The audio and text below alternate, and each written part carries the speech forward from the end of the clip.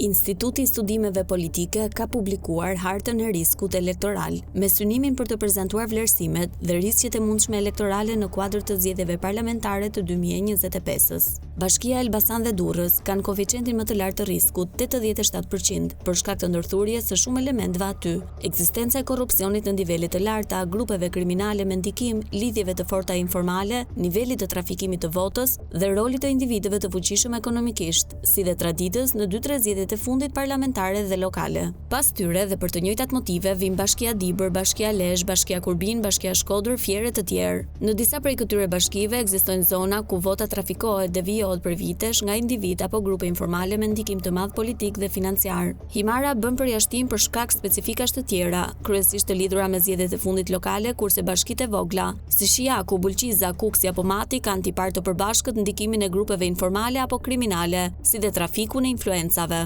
Zonat me riskun më të ulët elektoral janë kryesisht zona tradicionale të specifikave të njëjta dhe me zgjedhjet e viteve 2015-2025. Të tilla janë Përmeti, Maliqi, Konispoli, Finiqi, Dimal, Gramshi, Belshi e të tjerë. Zona të cilat nuk kanë krim të organizuar, nuk kanë individ të fuqishëm politik dhe ekonomik pas tyre, nuk kanë peshë të madhe elektorale dhe përbëjnë njësi vendore homogjene në përbërje dhe traditë.